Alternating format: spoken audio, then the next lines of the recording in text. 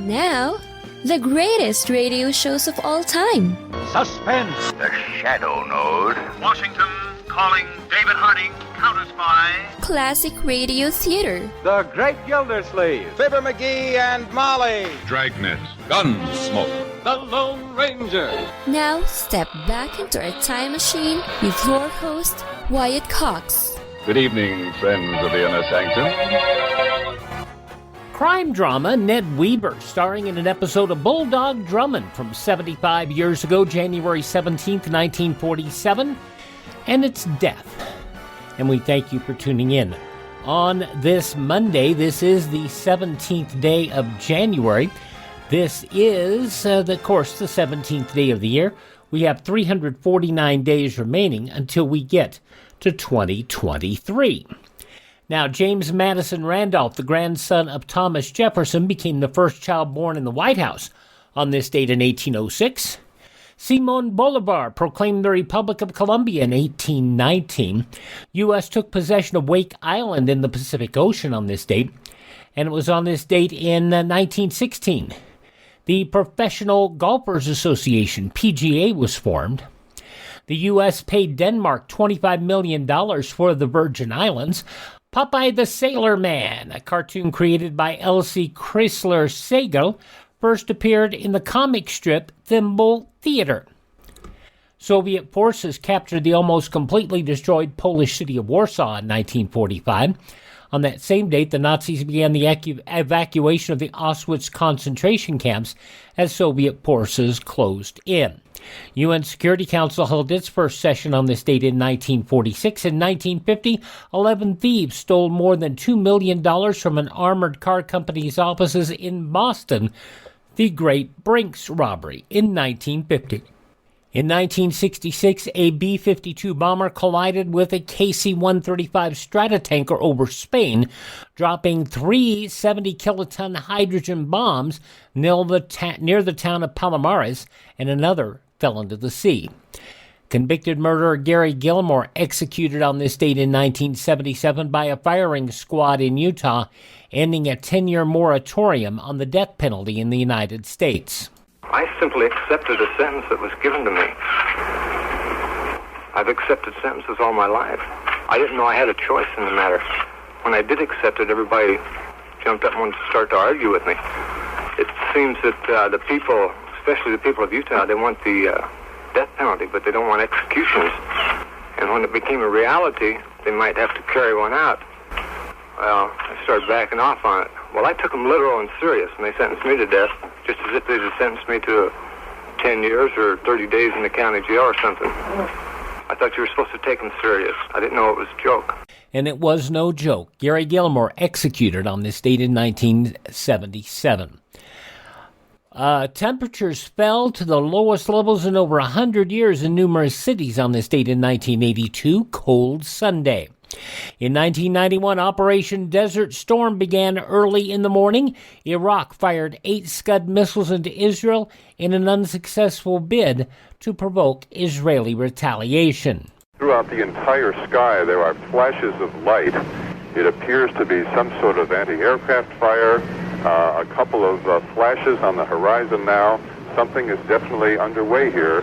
Something is going on. The liberation of Kuwait has begun. In conjunction with the forces of our coalition partners, the United States has moved under the code name Operation Desert Storm to enforce the mandates of the United Nations Security Council. You heard their reporter Gary Gilmore and White House Press Secretary Marlin Fitzwater on the start of Operation Desert Storm on this date in 1991. Earthquakes on this date in 1994, a 6.7 quake hitting Northridge, California, and a 7.3 earthquake hitting near Kobe, Japan in 1995. Paula Jones accused President Clinton of sexual harassment in 1998. On that same date, Matt Drudge broke the story of the Bill Clinton-Monica Lewinsky affair on his Drudge Report website, back when Drudge actually reported news. And in 2001, faced with an electric crisis, California used rolling blackouts to cut off power to hundreds of thousands of people. Passing away on this date, the 19th President of the United States, Rutherford B. Hayes, actor Doodles Weaver, Beetlebomb. Remember him from the, it was Spike Jones. That's who it was. Also, actor Richard Crenna, who did a lot of dramatic acting, but we'll remember him from Our Miss Brooks as Walter Denton, the teenager. Actress Virginia Mayo, journalist Art Buchwald, chess player Bobby Fischer, author, screenwriter Eric Siegel, songwriter, producer Don Kirshner, and Johnny Otis. Willie and the Handjive. The group's name was the Johnny Otis Show.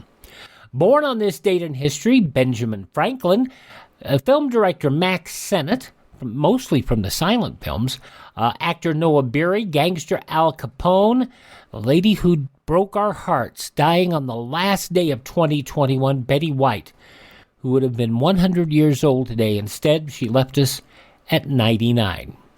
Probably for the same reason Jack Benny was always, 39. 99 was funny, 100 wasn't. Actress and singer Eartha Kitt, born on this date. Vidal Sassoon, born on this date. Ventriloquist Sherry Lewis, actor Troy Donahue, Muhammad Ali, the greatest. I think he'd probably have a fight on his hands with Betty White over who was the greatest. And comedian Andy Kaufman, who was definitely the strangest. Actor James Earl Jones, whose voice I will never have, 91 years of age. Maury Povich, 83. Chris Montez, The More I See You. Chris Montez, 79 today. Paul Young, 66. Steve Harvey, 65, survey says. And the Bangles, Susanna Hoffs is 63. Jim Carrey, alrighty then, is 60 years of age. Michelle Obama, 58. Kid Rock, 51. And actress Zooey Deschanel is 42. Those just a few of the people who celebrate the 17th day of January as their birthday. If this happens to be your birthday... Hi, we're the Four Freshmen, and we just want to say... Happy birthday to you! We go back 75 years to January 17th, 1947. Ned Wever starring as Bulldog Drummond. I'm Wyatt Cox. Thank you for tuning into this Monday edition of Classic Radio Theater here on your favorite station. Well, you've heard me talk about Mike Lindell, the inventor of MyPillow, and how his pillow's given me a great night's sleep. He continues to roll out new offers on his products. His latest on the towel sets. Now, towels aren't something you think about. I never knew what I was missing till I tried the towels last year. You've all helped build MyPillow into the incredible company it is today, and trust in Mike Lindell has given you a better night's sleep. Mike's now changing the game with a 6-piece towel set, USA cotton, extremely absorbent, yet still providing that soft feel you look for in the towel. 2 bath, 2 hand towels, 2 washcloths for a limited time, $39.95. Using our promo code USA, it retails for over $100. Remember, all MyPillow products come with a 60-day money-back guarantee. Go to MyPillow.com, click on the Radio Listener Square, use this promo code USA to get this price of $39.99 on the towels, or call 1-800-951-8175. Thanks for being with us on this Monday Classic Radio Theater. Well, you have to go all the way back to 1922 to find the roots of Bulldog Drummond. It was originally in print. It went on stage and screen and then turned to radio in 1941 to 1949. And it was initially George Coulouris, Santos Ortega, and Ned Wever, and Sir Cecil Hardwicke also played Bulldog Drummond. And you also saw the show on television through various parts, although not really very popular. By the way, just to upset our good friend Jimmy, it seems that the first 4 books dealt with Drummond against his arch enemy, Carl Peterson, but it seems that after his death, his wife swore revenge, and his wife's name was Irma Peterson. Okay. Now on to Bulldog Drummond, January 17th, 1949.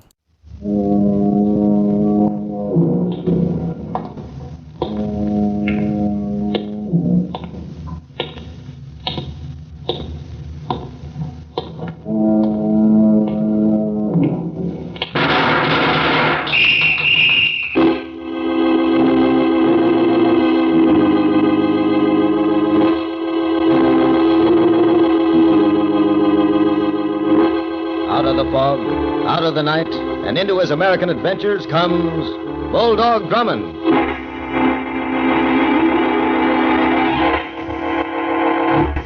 The Mutual Broadcasting System brings you another exciting detective adventure with Bulldog Drummond, starring Ned Wever. Champion of justice, amateur detective, celebrated soldier of fortune of screen and radio, Bulldog Drummond comes to you every week at this same time with more of his baffling and intriguing mysteries. For adventure and excitement, keep this rendezvous with Bulldog Drummond every week.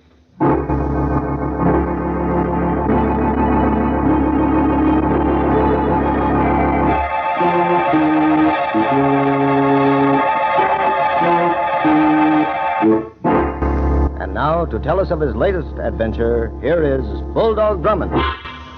When you're in my type of business, you must reconcile yourself to one thing: unpopularity.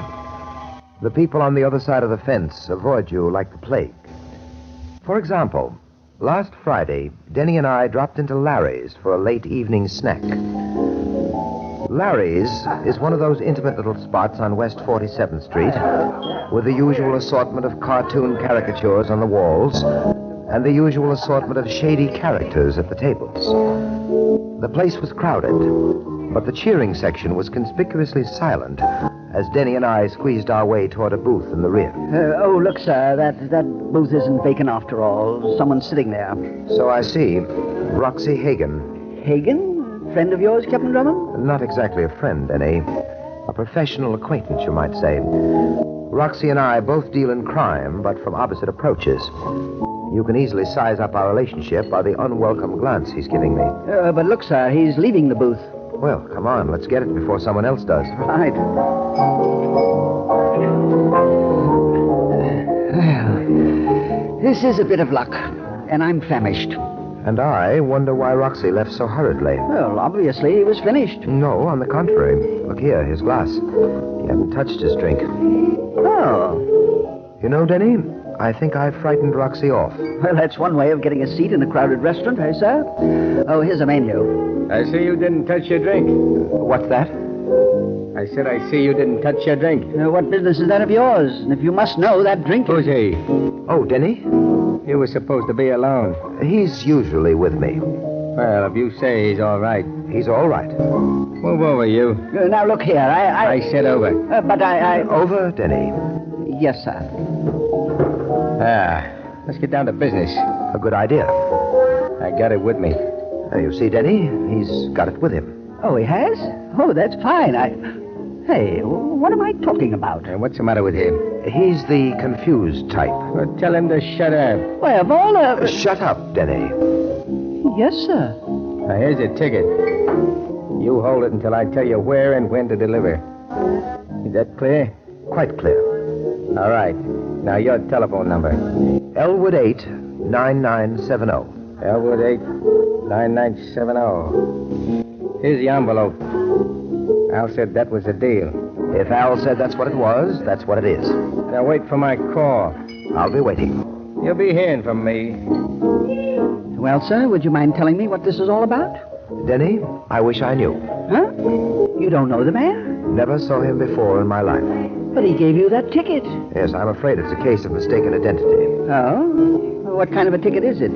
Obviously, it's a parcel claim check of some sort. And he wants to ensure its safekeeping. Well, what are we going to do about it? We're going home and wait for our mysterious visitor's call. Oh, but how do you know he'll call? Oh, there's no doubt about that. He'll call, all right. What makes you so sure?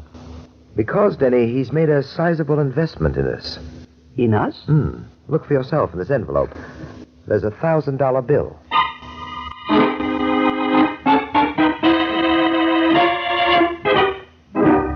You know, sir, it just occurred to me. What, Denny? Roxy Hagen. You said yourself we frightened him off at Larry's tonight.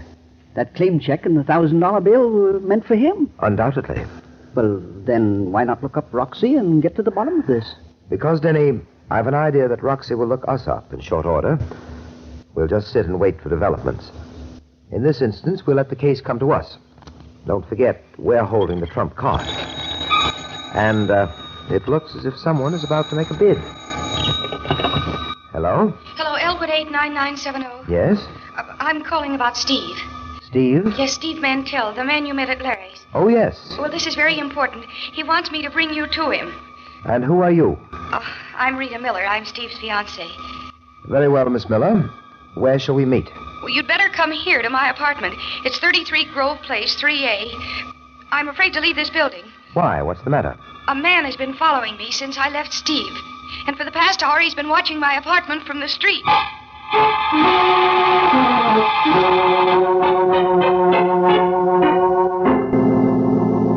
Now, Miss Miller, about this man who's been following you. He's still down there. Look for yourself. Denny, the window. Yes, sir. Miss Miller, suppose you enlighten me about the parcel claim check.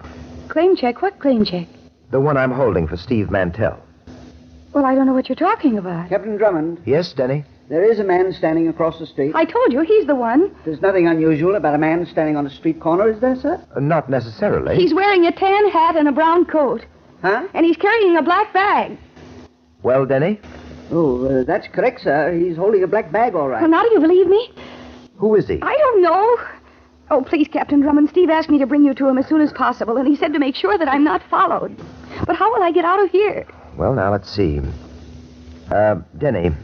Yes, sir? Stand next to Miss Miller a moment, will you? Mm-hmm. That should do it. Do what? Go in the other room, Denny. The other room? Why, sir? To undress. What? Miss Miller is leaving this building with me, disguised as you. But, sir... Now, do as I tell you, Denny. Very well, but... really, sir, the things I go through for you...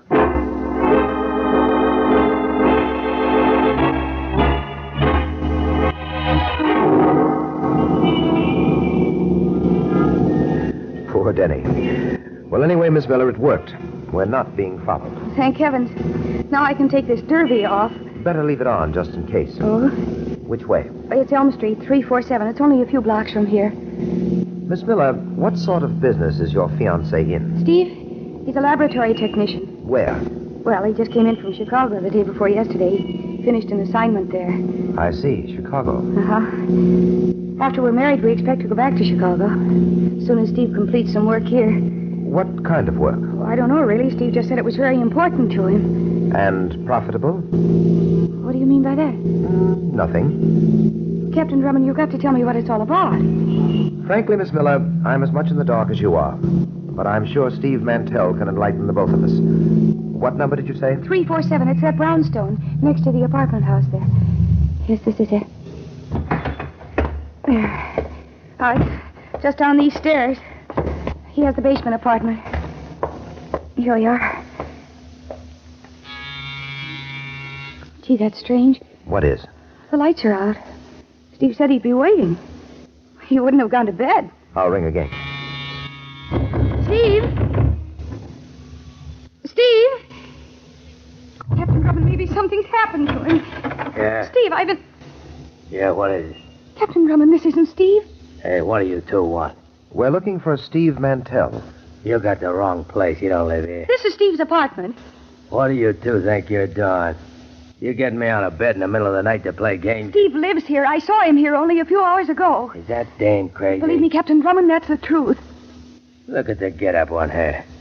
Don't you know, girlie, you can get picked up for imitating a man? Now, just a moment. Listen, you two. You ring that bell again and I call the cops. Now go on, beat it. Well, I... Well, Miss Miller? Oh, Captain Drummond, this is a trick of some kind. Steve was here a few hours ago. This is his place. Believe me, it is. I know, the mailbox. That's it. The mailbox over there. Steve's name is on it. Look, you can...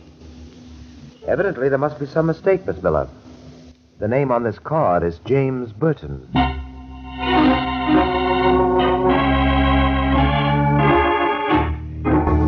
Now, try to get some rest, Miss Miller. But where can Steve be? That's what we're going to try to find out. Denny? Yes, I'm ready, sir. All right, let's get started. I'll call you, Miss Miller, just as soon as I have a lead. Come on, Denny. What about the man with the black bag who was keeping a watch in this building? Oh, he left a few moments after you departed with Miss Miller. By the way, sir, where are you going to stop to look for Steve Mantell?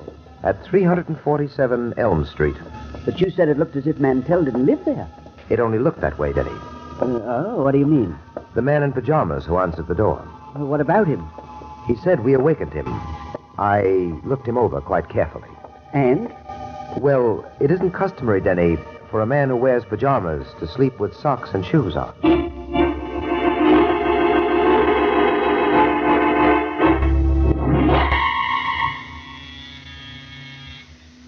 No answer, sir. Shall I try it again? No, we'll use the skeleton key. But what if he's inside? We'll take that chance. Ah, there it is. See if you can find the light switch. Yes, sir.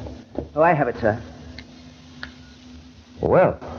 My word, what a mess. Looks as if a cyclone hit the place. See what's in the next room, Denny. Yes, sir. Oh, Denny. Yes? Never mind that next room. Did you find something? Yes, what we came for. Behind this couch. There he is, Steve Mantell. Dead? Yes, Denny. Very dead.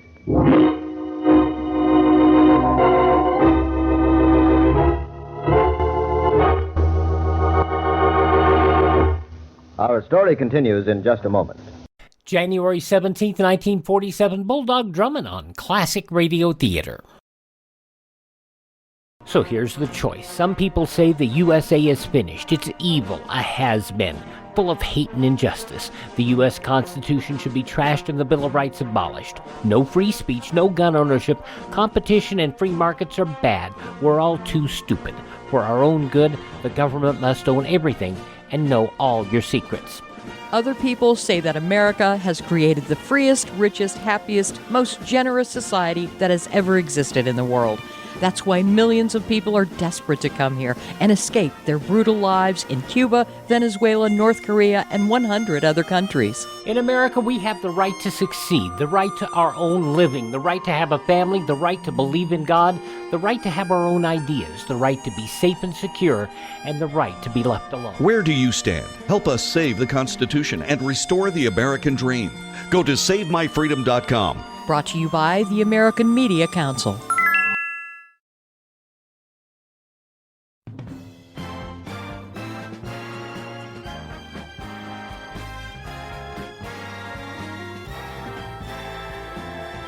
Thanks for listening to Classic Radio Theater here on your favorite station. We're listening to an episode of Bulldog Drummond, as it was originally broadcast 75 years ago, Friday, January 17th, 1947. In the newspapers of that Friday, 75 years ago, these were some of the headlines. The drama over the governorship in Georgia continues as Herman Talmadge seized complete control of Georgia's capital today and forced Ellis Arnell to move to a downtown office building. Arnell, who has been governor for the past 4 years and claims he is still the state's legal executive, despite the state legislature's naming of Talmadge, announced his intention to establish the Arnell Capitol downtown after a brief encounter with a Talmadge lieutenant at the State House. The Talmadge lieutenant, State Representative Jimmy Dykes, earlier had seized the desk in the Capitol Rotunda, which Arnell occupied yesterday after being excluded from the executive chambers. Arnell walked jauntily up the marble steps and entered the Capitol door at 10:16 in the morning. Talmadge had already seized Arnell's desk and installed Dykes there. Arnell strode up to Representative Dykes' desk and said, "Jimmy, I'm governor." Dykes interrupted to say, "Ellis Arnell, you remind me of a hog. You get your head in the trough, and you just can't stop." The Army and Navy High Command agreed on a plan for unification, promised cooperation, and greater efficiency under a single cabinet officer. One by one, Secretary of War Patterson, Secretary of the Navy Forrestal, Admiral Chester W. Nimitz, and General Dwight D. Eisenhower gave their wholehearted endorsement to the plan. They spoke to a crowded news conference in the White House movie theater. Then they turned their meeting over to experts to go into the detail, but for the most part, the plan announced by President Truman last night remained only a general proposition, with the chinks to be filled in later. The Office of Price Administration authorized an increase in wholesale sugar price ceilings, which it estimated will mean boost of about 1/4 cent a pound at retail stores. An 18-year-old college student with a swastika and the word Nazi carved on his chest by a sharp pin or a small knife found beaten on a Brooklyn sidewalk and died an hour later without regaining consciousness. And more than 400 veterans, some of whom came from as far as Michigan, were present when War Assets Administration opened the sale of surplus motor vehicles at the Naval Air Station in Jacksonville, Florida. And though some of the day's top news stories, as reported in the newspapers of Friday, January 17th, 1947, on your radio, Bulldog Drummond, which continues now on Classic Radio Theater.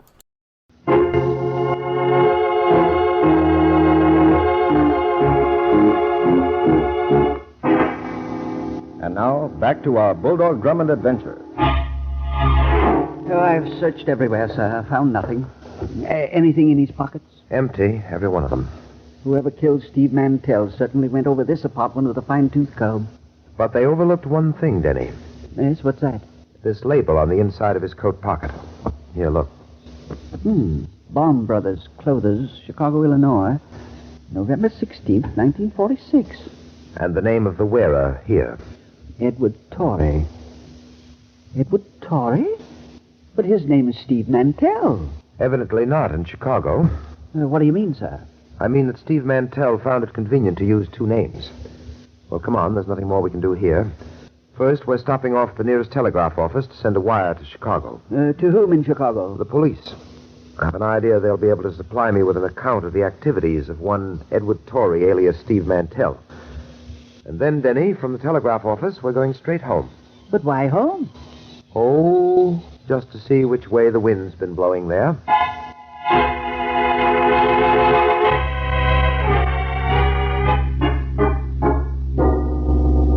Good heavens, sir. Look at our place. As you said about Steve Mantell's apartment, it looks as if a cyclone had hit it. Probably the same one.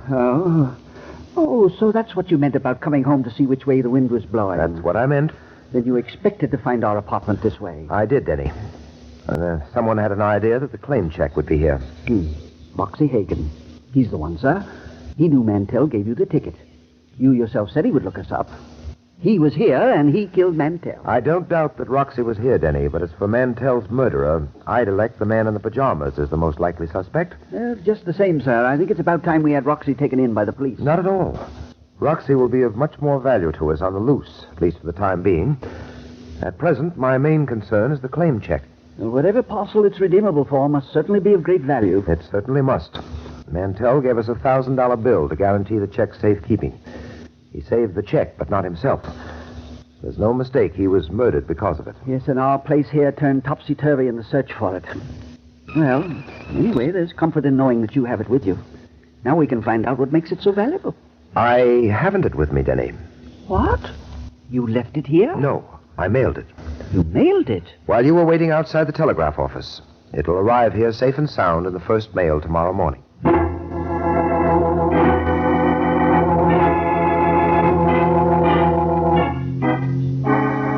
No, I can't believe it. Steve isn't dead. Yes, Miss Miller, Steve Mantell was murdered. Why? Steve never did anything wrong to anybody. Why would anybody want to kill him? Miss Miller, I've an idea that Steve Mantell wasn't everything you thought he was. What do you mean by that? I'm not sure, but I should know by morning. What are you talking about? I expect a wire from the Chicago police in answer to an inquiry of mine concerning Steve Mantell. And, in addition, an important envelope will arrive by the first mail. No, Captain Drummond, you're wrong. I know you're wrong. Steve wouldn't Captain Drummond. Yes, Denny? The man with the black bag. I just saw him from the window. He got out of an auto downstairs. He's standing on the corner again. All right. Miss Miller. Yes. I want you to remain here in your apartment. I'll call you in the morning. Come along, Denny. It's about time we had a talk with that man with the black bag.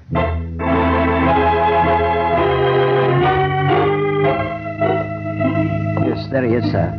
Standing near the street lamp. Stay in the shadows along the building. Have your revolver ready. It's ready right now, sir. Look, he's walking away. He must have seen us coming. Hurry. But he's walking faster. He's making for his car. Quickly, before... Down, Denny. We'll crawl over behind those stairs. Man with the bag. Look at him, Denny. Why, he's falling over. Come on. Come on. Those shots were meant for him, not us. Well, sir? He's dead. Get that black bag. It's over near the curb there. You're right. Yes, here it is, sir. Look at this. His identification card. Robert Matthews, Benson Investigation Bureau, Chicago, Illinois. A private detective. Now let me see the bag. Yes, here you are, sir.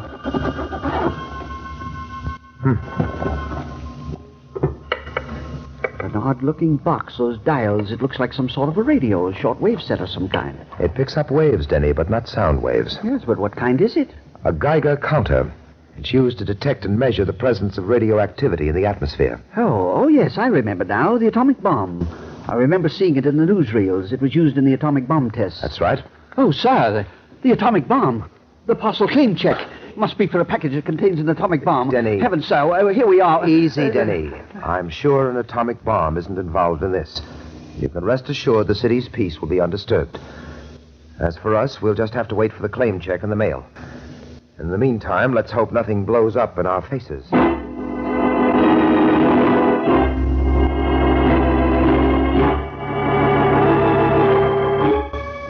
Oh, dear, of all the mornings for the mail to be late, this above all days. Don't worry, Denny. It'll be along any minute. Yes, hello. Captain Hugh Drummond. Who's calling? This is Western Union, a telegram from Chicago for Captain Drummond. Oh, just a moment. Captain Drummond, the wire from Chicago is here. Oh, give me the phone. Captain Drummond speaking. A wire from Police Headquarters, Chicago. Yes, go ahead, read it. Regarding your inquiry concerning Edward Torrey. Subject is wanted for questioning in connection with theft of $100,000 worth of radium from Chicago office of Crystal Laboratories. Case in addition to police in hands of Benson Investigation Bureau. Signed Inspector C.F. Bradley. Thank you very much. Well, Denny, you can rest easier. It's definitely not an atomic bomb. Radium. Radium? $100,000 worth, to be exact, stolen from a laboratory in Chicago. The pieces begin to fit together. Robert Matthews of the Benson Investigation Bureau was trying to track down that stolen radium. That's why he was killed. Mantell stole the radium? Mantell, under the name of Edward Torrey. But, sir, why was Matthews carrying the Geiger counter? Well, Denny, radium, too, sends off radioactive elements. That must be the mail at last. I'll get it. Yes? Hello, Drummond. Well, the gentleman of the pajamas. I hardly recognized you without your nocturnal get-up. Yeah. But you recognize this, don't you? Offhand, I'd say that's a revolver. You win the $64. Captain Drummond, did the envelope come? Oh, dear. All right. Back up, both of you. We have a visitor, Denny. Not for long. Oh, by the way, Drummond, the mailman won't be here this morning. Your mail was picked up for you. Don't you know it's impolite to read other people's mail? Funny man. It's also illegal. You too, huh? Turn around, funny man. I said around. This ain't a dime store toy. Now around. Face that wall, that's it. Both you funny men cracked your last joke. Oh! Captain Drummond. Yes, Denny. You all right? So far. Oh. Denny, look behind us. Why, it's he. Yes, and as dead as he would have had us. But where did the shot come from? There's no time to investigate now. Get the Geiger counter and hurry. Yes, sir. We're going radium hunting. But where are we going to look? We don't have the claim check. I remember the number. It was 862. Oh, but what good's the number? We don't even know where the parcel is stored. Denny, if you came from Chicago by train and you wanted to check a parcel immediately upon arrival, where would you do it? Why, at Grand Central Station, of course. That's where we begin. Grand Central Station.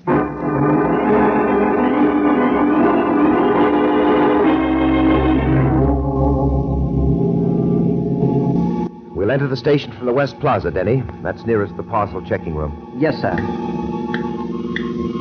Well, what's that? The Geiger counter. Listen to it. Well, it's ticking faster. The nearer we get to the station, the more active it becomes.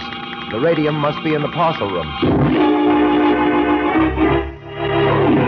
Parcel 862, you say? That's right, 862. I want to see it immediately. Sorry, 862 was checked out just a few minutes ago. All right, get going, Denny. The package was picked up just before I got there. Yeah, right, sir. You know, sir, I thought something was strange. Just as you went into the station, the counter trailed off and then stopped completely. Cut across town, Denny. We'll avoid the heavy traffic. Yes, where are we going? We're paying a long-delayed call on Roxy Hagan. But why Roxy now? Because the parcel room attendant's description of the man who picked up the package fits Roxy to a T.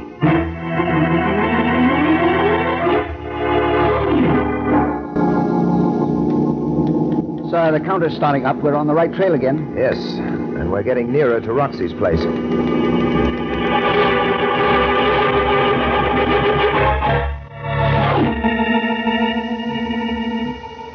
Oh, this elevator is so slow we could have walked up faster. We'll be there in a second. Captain Drummond. Sounded as if it came from above. This way, Denny. Right. Apartment 6-3. Here it is. And the door's locked. Come on, we're breaking it in. Ready? I'm ready. It's giving. Once more. That's it. But look, sir, the window's open. He must have gone down the fire escape. No, Denny. Look. Over there on the floor. Oh. It's Roxy. Yes. And it looks as if we won't have that talk with him after all.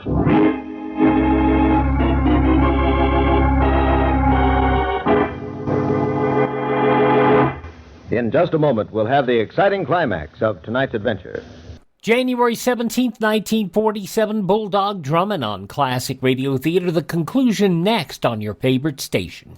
Here's some great news. If you missed the deadline to sign up for health insurance, or if, like a lot of people, you just have a plan you're not happy with, you still have a choice. It's called MediShare. It's a Christian healthcare sharing program. There are more than 400,000 members now, and they love it. In fact, MediShare has double the customer satisfaction rate compared to that of health insurance. And MediShare really is the gold standard when it comes to healthcare sharing. It's been around more than 25 years. Members have shared more than $4 billion of each other's medical bills. Plus, MediShare is for you. It has saved its members billions by advocating on their behalf. Best of all, the typical savings for a family is around $6,000 a year. So if you think you're stuck with a high-cost health plan that doesn't have much to offer, think again. MediShare has a 98% customer satisfaction rating, and you are invited to be part of it. Call now. 833-34-BIBLE. That's 833-34-BIBLE. 833-34-BIBLE. More crime drama on Tuesday's Classic Radio Theater, an episode of This Is Your FBI from 70 years ago, January 18, 1952. The Knockout, a gang of promoters, not only fixes prize fights, they dabble in bank robbery as well. That'll be on Tuesday's Classic Radio Theater. But now the conclusion of Bulldog Drummond, starring Ned Wever, as it was originally broadcast on Friday, January 17th, 1947 on Mutual, 9:30 Eastern Time. And let's hear the conclusion, shall we?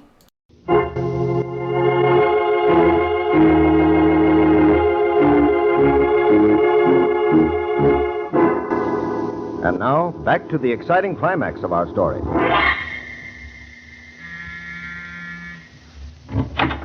Why, Captain Drummond, Miss Miller? come in. Go ahead, Denny. We were going to call on you sooner, but we were busy clearing up the case. You mean you found out who killed Steve? Well, let's say we found out who was responsible for his death. But you, Miss Miller, can undoubtedly tell us who the actual murderer was. I? What are you talking about? Was it Roxy? Roxy? Or was it the gentleman of the pajamas? What are you... Or did you do that one yourself, too? Captain Drummond, I demand to know what you mean. Rather a good actress, too, in addition to her other talents, huh, Denny? Oh, I don't know, sir. I would say her performance is a bit too studied, deliberate. I don't know what you two are driving at, or what ideas you have, but I'm sure that the police will settle this. You know, Miss Miller, I thought the same thing. That's why I took the liberty of calling them. They should arrive shortly. But in the meantime, you might turn the radium over to us. Radium? Yes, I'd feel much better if it were in our hands. Radium? Denny, you might demonstrate our little gadget. With pleasure, sir. Now, Miss Miller, here's a little item that no household should be without, especially if a radium thief should be lurking about. All right, Denny, switch it on. Interesting item, isn't it, Miss Miller? No? That's enough, Denny. Well, what have you proven, Captain Drummond? Oh, now, really, Miss Miller, for a person with such a keen interest in radium, I'm surprised at your ignorance concerning our little telltale mechanism. By elimination, it led us directly here to the radium and to you. And speaking of elimination, you appear to excel at it, too. Yes? Yes. Please stop me if I'm incorrect. You had a neat plan worked out. You put a scare into your fiancé to get the claim check out of his hands. Steve Mantell was murdered. You led to his apartment on a ruse while you had Roxy go through my place for the claim check. When I dropped the hint to you that I was expecting an important envelope in the mail, you realized it was really time to get down to business. The man with the black bag was getting too close for comfort. So, you had him written off. And then I imagine you played off Roxy and your other cohort against each other. But even a two-way split between you and Roxy was unsatisfactory. So Roxy had to go. And that left just you and $100,000 worth of radium. Am I wrong? Well, I would take Miss Miller's silence to mean that you're quite correct, sir. Yes, Denny. Miss Miller had a good plan, but it didn't work. And if Miss Miller thinks her plan was good, wait until she hears the one the state will have laid out for her. And in cases like hers, the state's plans always work.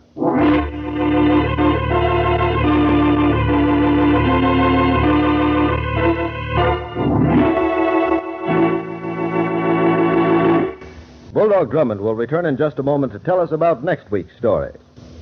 Let's hold down traffic deaths and injuries. Death on our highways is increasing. Traffic accidents have been mounting since the end of the war.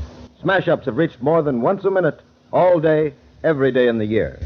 But the encouraging thing is that accident prevention education has actually succeeded in holding down accidents below the level of 1941, the last pre-war year. The job can be done. Lives can be saved. And now, here is Bulldog Drummond to tell us about next week's story. Next week's story has many curious features. Among them, a lake that climbs a mountain simply because it's bored, and a scheme devised by a blonde Miss Baker, which would have failed if it had succeeded, and only succeeded when finally it failed. Miss Baker had to be destroyed, of course, but I'm sure she didn't mind. And anyhow, as Denny puts it, what else could she have expected when she had no murder to guide her? Be sure to listen, won't you? And so, into the night walks Bulldog Drummond, seeking new adventure and excitement. Join us next week at the same time when we'll bring you Bulldog Drummond, starring Ned Wever, in another thrilling story. Tonight's adventure was written by Edward J. Adamson.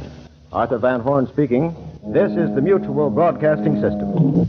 From January 17th, 1947, Bulldog Drummond here on Classic Radio Theater. Visit my webpage, classicradio.stream, where you can stream our shows on demand, learn more about classic radio collecting. You can find our social media contacts there as well, and you can learn about building a classic radio collection of your own, classicradio.stream. If you miss a day on this radio station, you do not have to miss a single show. We're now on more platforms than ever, including iHeartRadio, Spotify, Spreaker, TuneIn, also the Amazon podcast, Audible, also all over the place. Just search for Classic Radio Theater with Wyatt Cox. That's Classic Radio Theater with Wyatt Cox. I'm Wyatt Cox. Thank this station, support their advertisers, but most importantly, tell your friends the great radio shows are right here at this spot on the dial. Classic Radio Theater on your favorite radio station.